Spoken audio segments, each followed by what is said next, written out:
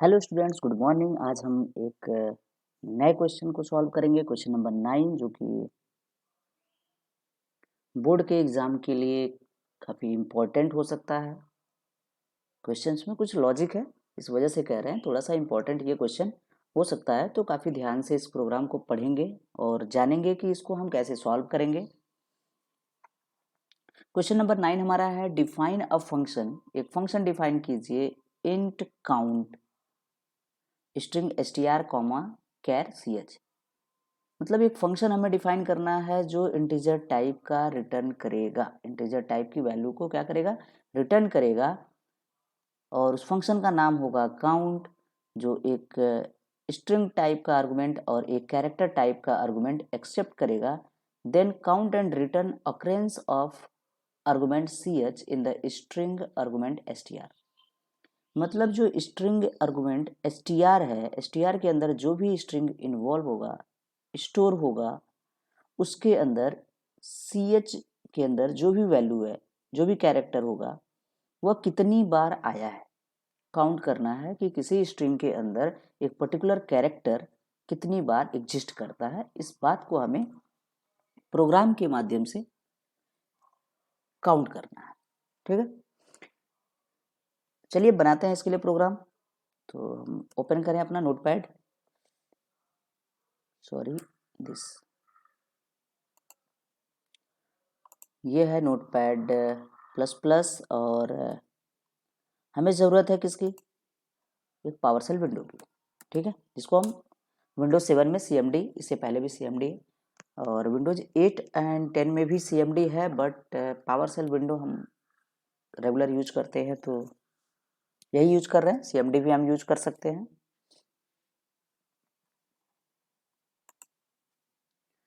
तो चलें क्वेश्चन एक बार फिर से अगर चाहे तो रीड कर सकते हैं। डिफाइन अ फंक्शन, हमने इसीलिए इसकी होम स्क्रीन पर जैसे ही वीडियो हमारी स्टार्ट होती है उस वीडियो में हम क्वेश्चन को डिस्प्ले करा देते हैं, वहाँ से रीड कर सकते हैं। या फिर अगर वहाँ से नहीं अच्छा समझ में आ रहा है तो फिर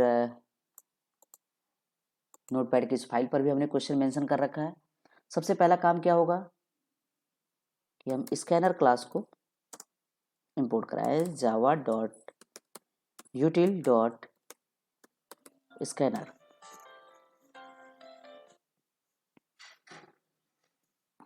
ओके, इसके बाद क्लास क्रिएट करेंगे, काउंट कैर। काउंट कैर के नाम से हमने क्लास बनाया। देन अब हमें क्या करना है, इंट काउंट के नाम से एक मेथड होना चाहिए, इंट काउंट, काउंट। इसके अंदर दो आर्गुमेंट पास करेंगे, str कॉमा कैर ch। मैंने पहले वीडियो में बता रखा था कि जो भी ये वीडियोज हम क्रिएट कर रहे हैं वो बिगनर्स के लिए नहीं है, और ऐसे स्टूडेंट्स के लिए है जिन्होंने स्ट्रिंग हैंडलिंग का चैप्टर पढ़ा हुआ है, उन्हें प्रोग्रामिंग में प्रॉब्लम्स हैं, प्रोग्रामिंग करने में दिक्कत है। उनके बेसिस पर हमने जो भी वीडियोस क्रिएट किए हैं वो किए। ठीक, तो ऐसे स्टूडेंट जिन्होंने पहले से पढ़ा हुआ है, उन्हें बेसिक आइडिया है कि कैसे फंक्शन क्रिएट किए जाते हैं, उसका मतलब क्या होता है, इतना बेसिक आइडिया है। उन्हें बस लॉजिक बताने की ज़रूरत है, तो हम लॉजिक के लिए प्रोग्राम क्रिएट कर रहे हैं। अभी क्या करना होगा, इस फंक्शन का काम है काउंट करना और रिटर्न कर देना। तो अगर हम काउंट करेंगे तो जाहिर सी बात है एक वेरिएबल हमारे पास होना चाहिए, और काउंट के लिए हम पहले प्रीवियस वीडियो में भी हम बता चुके हैं कि काउंट की वैल्यू 0 से हम इनिशियलाइज करेंगे, क्योंकि भाई काउंटिंग शुरू करना है तो कहीं ना कहीं से शुरू करना होगा। और इनिशियली अगर हम किसी चीज़ को गिनना चाहते हैं तो शुरुआत में तो 0 ही होता है। ठीक है, चलो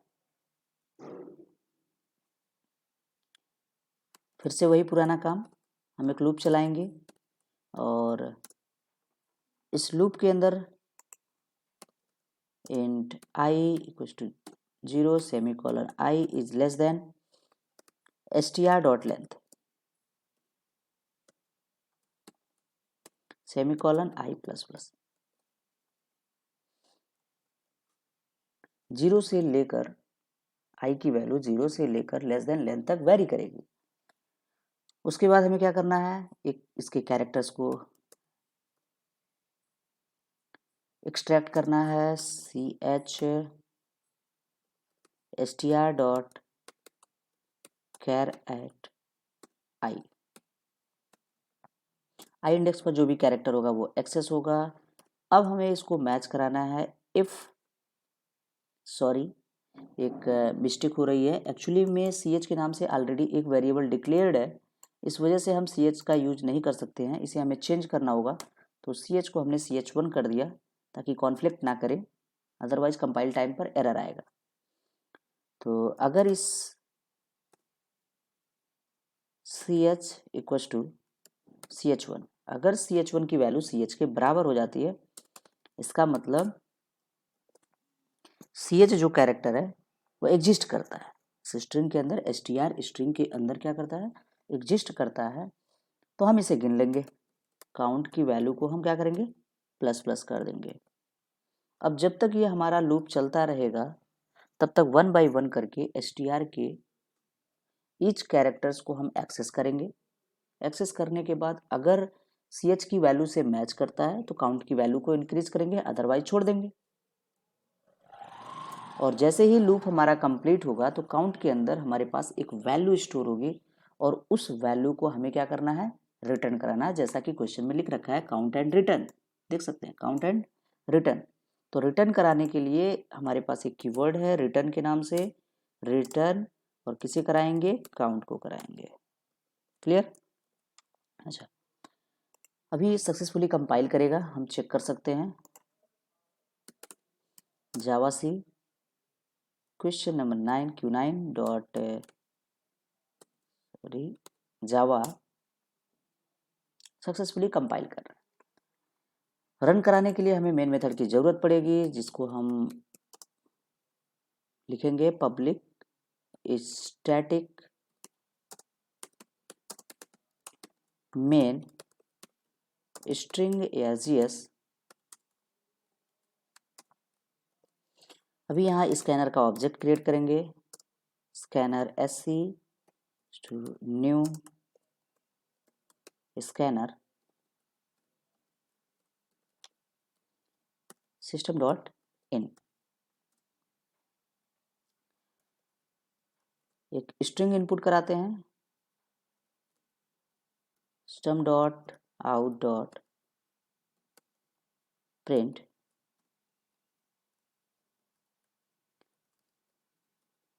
enter a string, enter a string.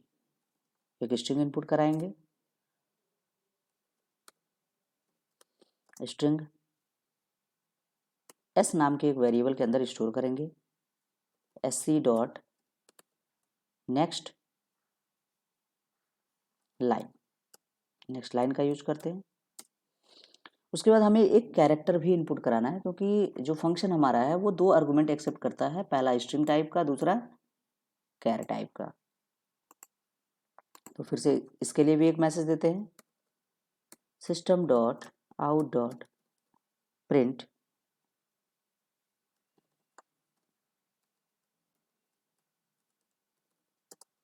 Inter a character. कोई सा भी हम कैरेक्टर यहाँ इनपुट कर सकते हैं।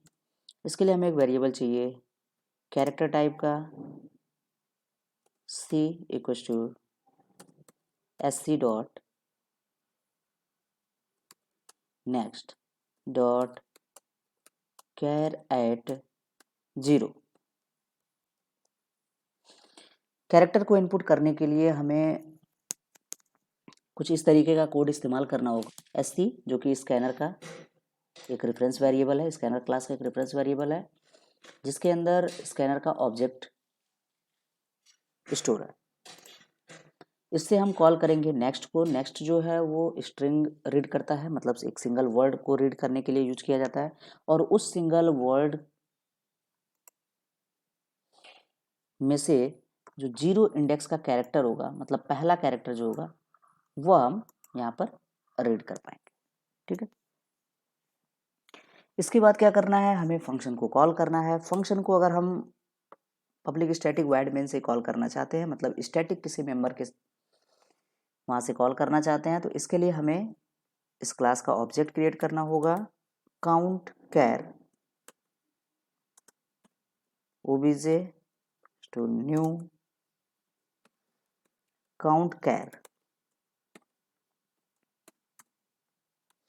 अभी एक बात हमें ध्यान देना होगा, इससे पहले भी हमने क्लास के ऑब्जेक्ट्स क्रिएट किए हैं, फंक्शन को कॉल किया है, बट वहाँ वैल्यूज रिटर्न नहीं हो रही थी, लेकिन इस प्रोग्राम के अंदर वैल्यू रिटर्न हो रही है। अगर वैल्यू रिटर्न हो रही है तो उसको कहीं ना कहीं हमें यूज करना पड़ेगा। तो कोई नहीं, इंटीजर टाइप का वेरिएबल है, जो भी वैल्यू आ रही है वो इंटीजर टाइप की है, तो एक वेरिएबल ले लेते हैं काउंट के नाम से, और अब हम फंक्शन को कॉल करेंगे obj डॉट काउंट काउंट, और इस काउंट के अंदर हम सबसे पहले स्ट्रिंग s पास करेंगे, देन उसके बाद से कैरेक्टर c पास करेंगे। और अभी जब ये रिटर्न करेगा तो रिटर्न करने के बाद हम इसको प्रिंट कराएं। रिटर्न करने के बाद क्या कराएं, प्रिंट करा दें। एक्चुअली आउटपुट भी तो आना चाहिए, प्रिंट ln, इसका एक प्रॉपर मैसेज देंगे,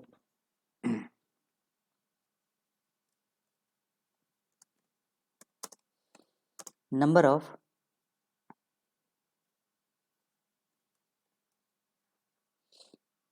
सी, नंबर ऑफ सी, मतलब ये जो कैरेक्टर है वो character C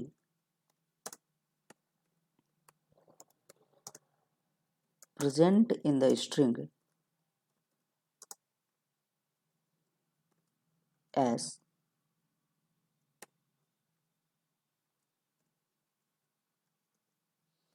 equals to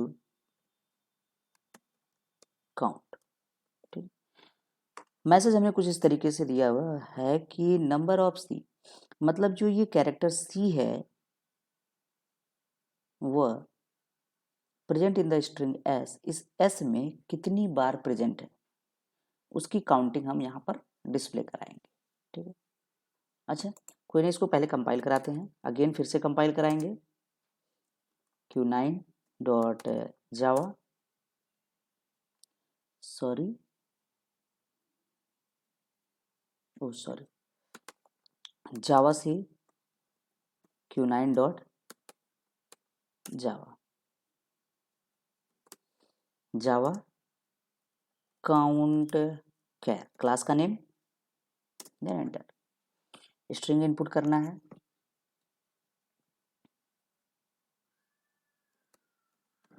hello India,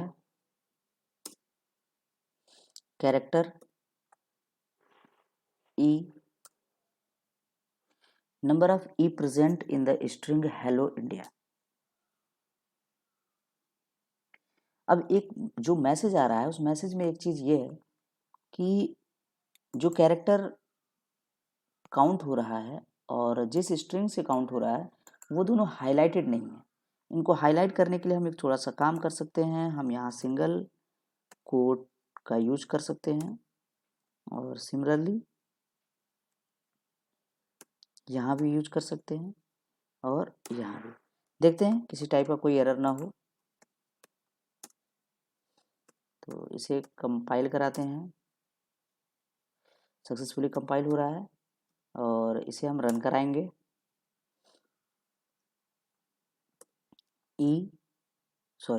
hello